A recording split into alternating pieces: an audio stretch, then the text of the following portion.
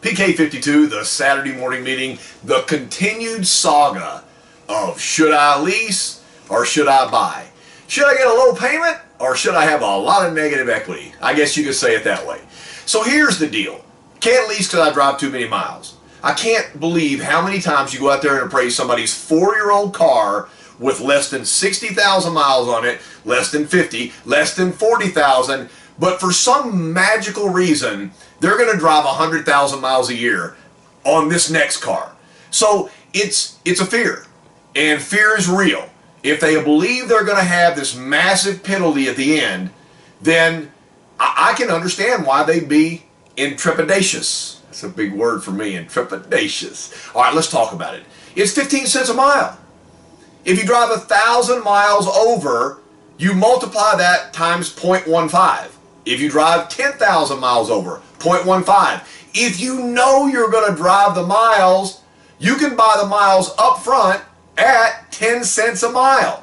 Here's the big factor. Let me pause for a second and just look at you. If you drive the miles, somebody's going to charge you. And nobody's going to charge more than the used car manager. Haven't you ever seen them walk out there and go, whoa, where haven't they been? Do they ever sleep? So immediately when you see a high mileage car, the value goes down. Nobody ever comes on a used car lot and goes, do you have anything with a ton of miles on it? I mean, I'm looking for like 1 billion miles. That's exactly what I'm looking for. And I want to pay all the money for it. Miles cost you money. So how do I keep the money in my pocket? I'm a driver that likes new cars. I trade every 2 to 4 years. How do I make sure that I'm taking advantage of all the mathematical loopholes and keeping money in my pocket? We'll start today's session on how we ended last week. Good. Okay, here we go. If you need to go back and look at last week's video, I break this down point after point. But since we've already done it, let's just jump in. Remember the rule of thumb, if there's 3 zeros or 4 zeros, then the cost of money is almost nothing. Over on the retail deal, it's less than 1%. Not a great deal because we do zero every once in a while. So neither one of these, retail or lease deals, are the best deal you can find. I'm trying to put a real world lease deal that you can work every single month out there, because sometimes Toyota goes crazy and super subvents a lease, and then you should always lease. We found out that I could drive the car for 3 years for $87.15 plus tax, or I could drive the car for $12,971.16 on 3 years out of a 60-month note plus tax. So the difference in my pocket was $4,256.16. That is money that I haven't spent in the form of payment. That is money that my family and I still have in an account. I am $4,256.16 better off, or I have that in equity. Hold that in your mind. Let's blow up the miles. Okay, last week I made a little victor predictor and I said that a 3-year-old Scion should be worth about 11 grand at auction. So I just threw that number out there. We'll see how close I got. We pulled these actual numbers from kellybluebook.com today. This is the day that I'm shooting the video. So I want you guys to know these are current. Again, people have told me, what does KBB know about it? And I say to them, this is exactly what they do for a living. They know a lot about it. So I got a 2013 Scion TC in good condition with 36,000 miles. That's a 3-year-old car. Great miles, 12K a year. Who wouldn't want that in the used car inventory? Today, Kelley Blue Book books that car at $10,811. I think I said something about 11,000 last week, and this is a low mileage car, a very desirable car. But what would happen to the car if I didn't drive the 36,000 miles and I put 60,000 miles? Well, that goes from 12K a year to 20K a year. And again, this is exactly what people are telling you they're going to do. So for some reason, they're going to drive more miles than they've ever driven before because they've leased the car. Because they can't get out of it because there's some kind of magic on the car. So I went ahead and pulled this up. And I'll tell you, I'll be honest with you guys, look at my numbers. I pulled a 2013 Scion TC with 60,000 miles, and I took the condition from good to fair. What takes a car from good to fair? Boom, boom, wicka, wicka, wear and tear. So the more you drive the car, the more wear. So I'm going to bid this car at fair condition exactly like your used car manager would. So what does Kelley Blue Book hit this car for today? Same car. The only difference is miles. $89.02. $89.02. So let's do the math. I was at $10,811 with a low mileage TC.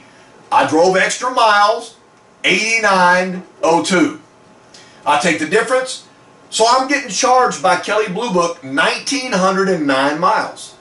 1,909 miles. Excuse me, $1,909. That's crazy. So my miles difference is 24,000. The difference between 36 and 60 is 24,000. So I'm at 1,909. Is this a good deal or a bad deal? Very simple to do. We take the 1,909, we divide it into the 24,000 additional miles, and we get 8 cents a mile. So this isn't the greatest example of how to get rid of miles, because remember, Toyota's going to charge them 15 cents a mile.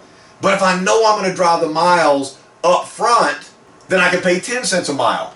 So what I've got is the difference between 1,909, so the 8 cents a mile versus 15 cents a mile. So all I'd have to do is put another 7 cents in there. So that'd be about an $1,800 difference on mileage penalty. But I go right back to what I said earlier. We almost saved $5,000 in monthly payment by leasing the car. So utilize the $5,000 in savings that you didn't spend on payment to pay a mileage penalty of $1,000 or $2,000. Somehow it makes me feel like you're coming out $3,000 better off. Remember, this car right here at 60,000 miles has to have brakes, has to have tires, has to have a 60K service. You're not going to continue to drive this as a family car without doing the service. And the next big service on this car, before you would have had it paid off on a 60-month note, would have been more money, because then you get into the Iridium plug situation. So it's always better to lease the car because you're keeping money in your pocket.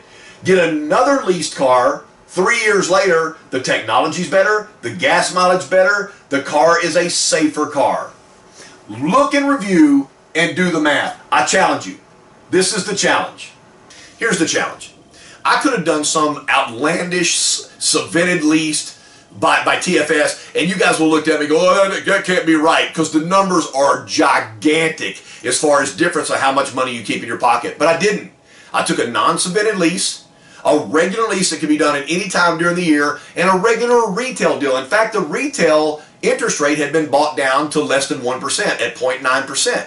So this still worked out in the favor of the customer, money in their pocket, and they're always asking for a better deal or savings. It doesn't always have to come from the sales desk cutting the deal. But I challenge you to go back and find one of these leases on a Camry, $199, or when they do the RAV4, $189, and apply what I just showed you to a super subvented lease versus a retail. Even if the retail deal is at 0% interest, it's amazing how many thousands of dollars you keep in your pocket. Do the math. Be that salesperson that the customer's looking for. Don't go to work every day and just work. Go to work and build your dynasty. This has been PK52, the Saturday Morning Me.